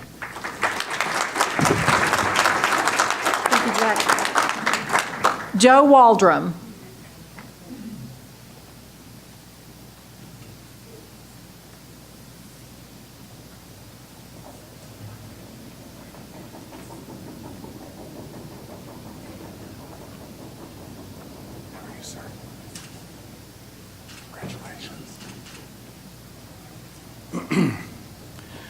Well, one of my favorite quotes, and I don't know who said it, says, "When God is about to make preeminent use of a man, he puts him in the fire." And this place was the fire for me. I have a lot of great memories of this place and the impact it had on me. And like the previous speaker said, I don't know what I would have become if I hadn't been here. I will give you one memory. I was a biology major, and one of the most significant emotional events I had at Hendricks was taking general zoology under Art Johnson. And while I was going through that course, I remember I wanted to kill him. And when I got through the course, I wanted to hug him. Dr. Johnson was my mentor and still one of the greatest teachers I think Hendricks ever had. And the thing that surprised me more than anything else was I would go by his office to ask a question about something that I didn't know, and we'd talk for a while, and he'd say, "Let's go to the Union and check the campus pulse." And the fact that he wanted to take me with him to the Union, you know, I was a nothing and he was a professor. I just couldn't believe that. And it made a big impression on me, and it always has. And Hendricks will stay with me forever. Thank you.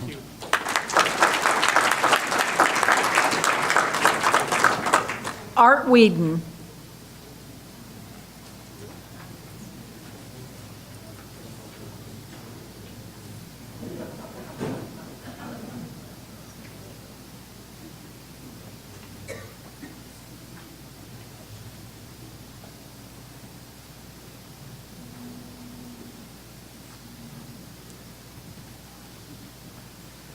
How are you, sir? Congratulations to you.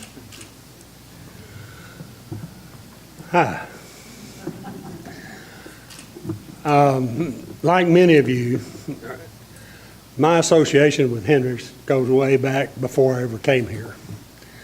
I was a lifelong Methodist. We used to have summer workshops here when I was in junior high and high school.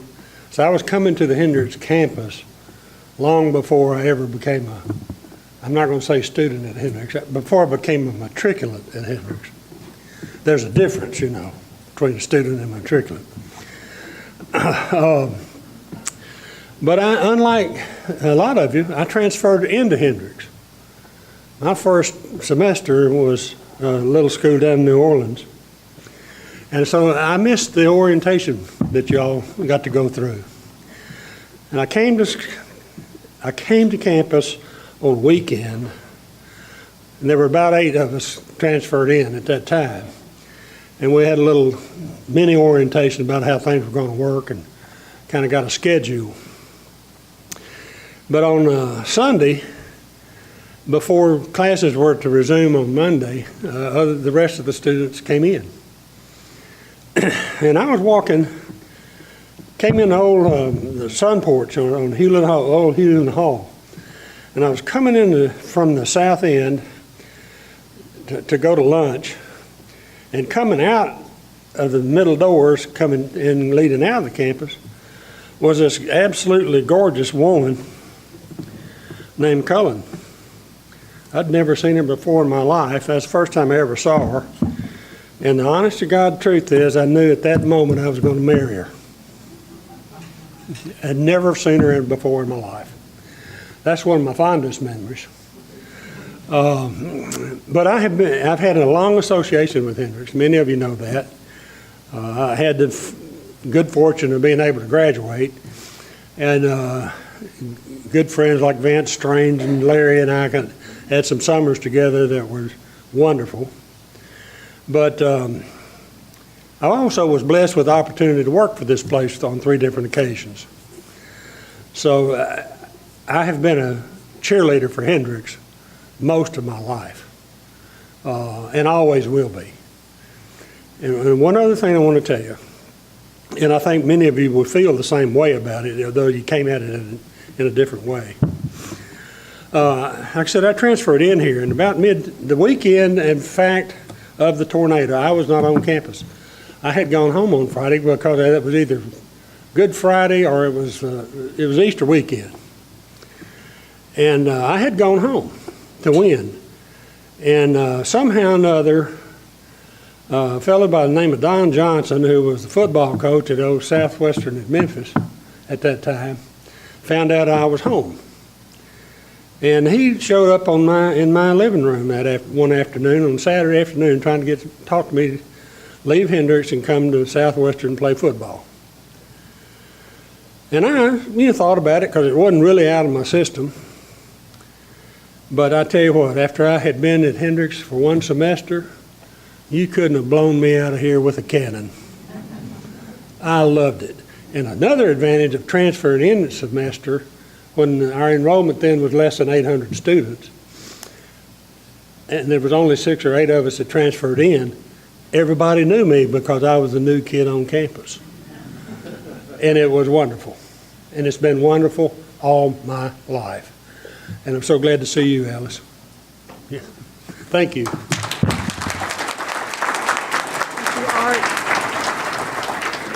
Did I miss anybody else from the class of 68? It's my sigh of relief. Well, I think we've got some other people. Are there other people here from previous classes who have not received their medallion? Richard.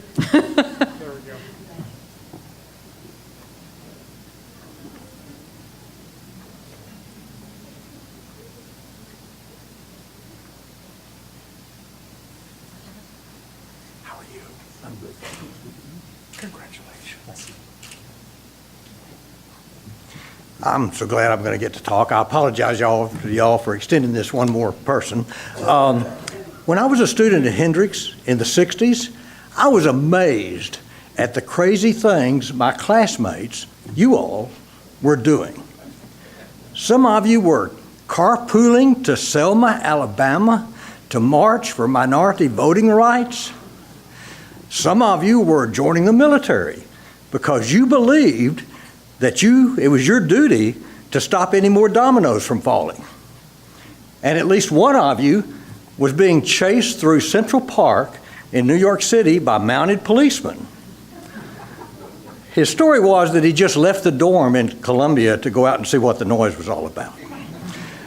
But anyway, I just want to tell you that I'm proud to have been associated with you, and I'm really glad to see that y'all are all still around.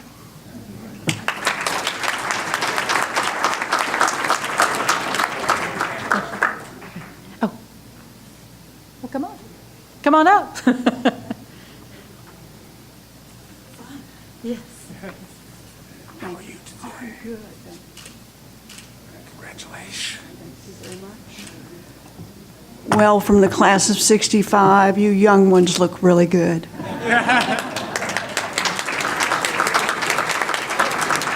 Thank you, Dana. Is there anyone else that has not received a Half Century Club medallion from a previous class? Well, we appreciate you sharing the stories about your time at Hendricks, and welcome to the club.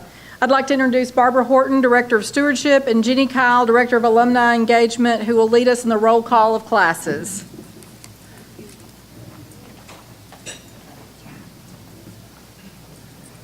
Where are we? Thank you, Pamela. We're so excited to see everybody here today and see all the various classes that are represented. So we're going to do an alumni countdown in recognition of the reunion classes. So as we call your name, if you want to raise your hand and wave at us or stand, we'd love for you to do that. You want to start? You bet. I want you all to know what a delight it has been this year, and is continuing to be forever, we hope, to have Jenny Kyle with us in our office, and you all will really enjoy getting to know her better. And I've told her this is my favorite part of all of Alumni Weekend, because to me it is you and a few before you and those that couldn't be here today who have made Hendricks what it is today. Your spirit is still here. And that's because you still care, and you still support us, you still cheer for us, you still say Hendricks. So today we want to acknowledge those in other classes that are here And maybe you should have already celebrated your 50th year, but you're still important. And we just want you to raise your hand and tell us you're here, and we'll all cheer, and we'll say thank you for coming. Okay, we're going to start with the class of 1967. 1967? Hi. Great, thank you all for coming.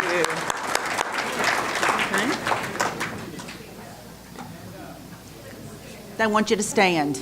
Can you stand? If you want to stand, stand. Absolutely. Class of 1967. Yeah, look at 'em. There we go.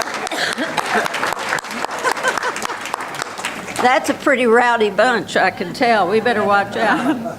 How about class of 1966? All Hey, together. right here There you go. together. Hey. Good. 1965. Yes. Good. 64. Oh, that's a good class. Okay, it's the 55th reunion for 1963. Do we have anybody here? 1963? Hey. Oh, that's great. Make sure we don't miss a class. Okay. 1962? Yes. Yay. Welcome. Good. How about 61?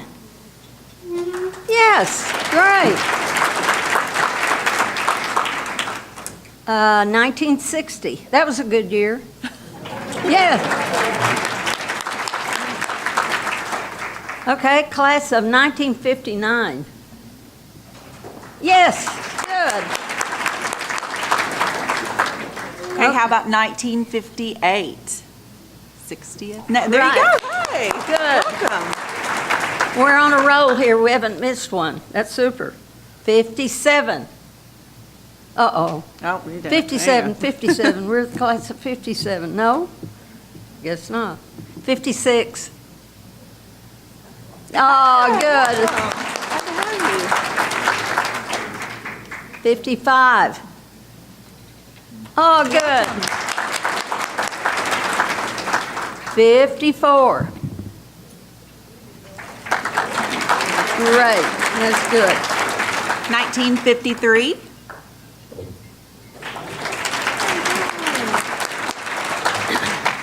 '52. There's stars. That's great. 51.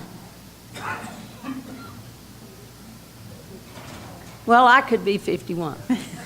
We don't want to miss a class. 50. Good. Good. 49.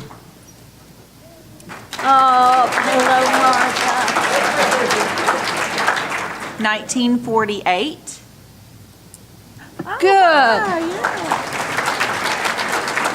Good, yeah, they're all about 47. Okay, 46.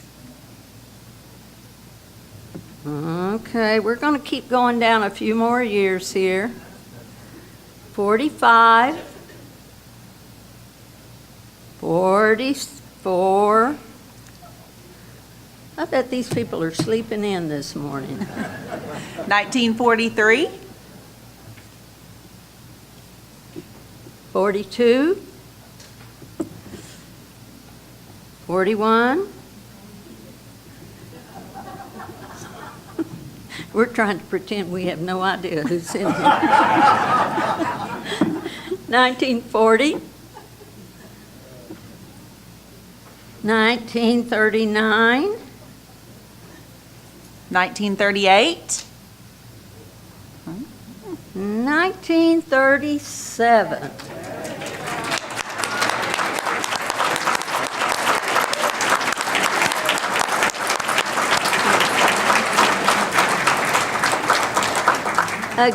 A gift has been made in your honor, and it will go to the Stacy Duckett Odyssey Foundation. And Catherine, we always love having you here.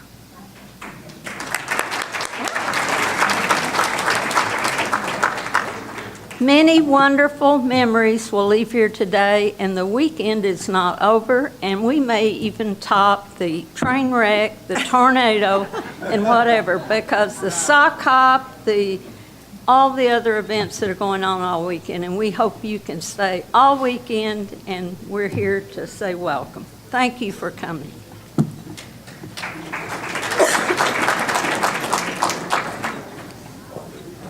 Well, congratulations to all of our inductees. We're very excited, and thank you for sharing your stories with us. Barbara and Jenny just set me up for the conclusion, which is all the announcements. Barbara invited you to attend some of the events, and I've got a long list, so bear with me. I'm just going to remind you of some of the highlights coming up the next couple of days, and then at the conclusion of that, I'll have some instructions for you about what we want to do to sing the alma mater at the end. Be prepared if you were in the choir or wanted to be in the choir. We want to ask you to help us, to lead us in the singing in the alma mater. And at the end, we're going to invite the class of 68 and other reunion classes up for photography, but I'll get to that in a minute. So first off, don't forget that immediately after this luncheon, there'll be a reception in Galloway Parlor, and you're all invited to attend that. As Barbara, it's been mentioned tonight, Joe and the gang have helped lead us in the sock hop tonight over in the gym. So your little Joes and the BKs led by your classmate. Hope you'll be able to attend that. Be sure to wear your tennis shoes or socks to help protect the gym floor. We've got a theater production going on over in the Cave Theater. This Hendrix College Senior Seminar is presenting a theater project, This Random World, and that will be tonight at 7:30, but also at 2 o'clock tomorrow afternoon. There are reunion classes going on this evening for the class of 63, 68, and 88. And check with the Office of Alumni Engagement with Pamela or Jenny or Barbara, anybody else if you have any questions about locations. For tomorrow, check your name badge to see if you have a barbecue ticket or an awards breakfast ticket.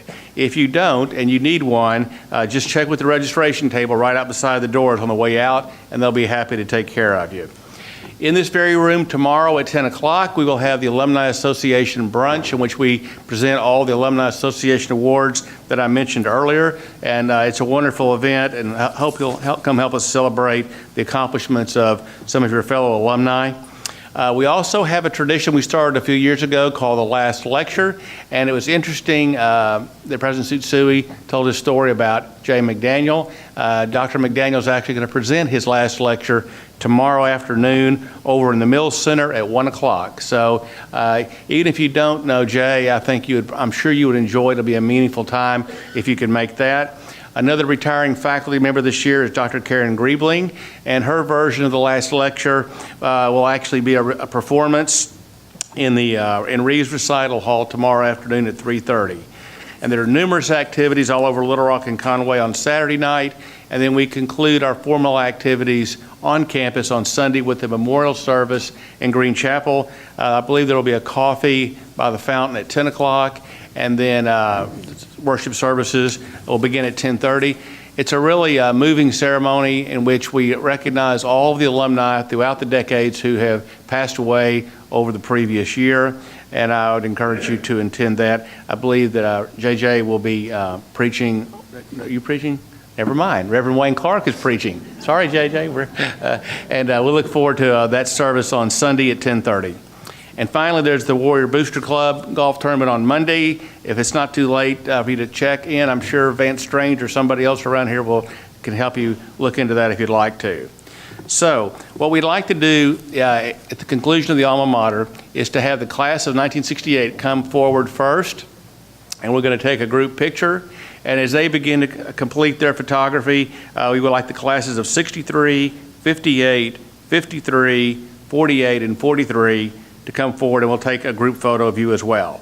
So at this time, I'd encourage you to take a look at your program that's on your table. On the back side is the words for the alma mater, if you don't already have it memorized. And if you were in the choir during your days on campus, let me invite you to stand. Then I'm going to pick on one of you. So what I'd like to do is if you were in the choir, would like for you to help kick us off as we sing the alma mater. And who would like to do that? Very good. Thanks, Rick. At college we will love thee through the years to come.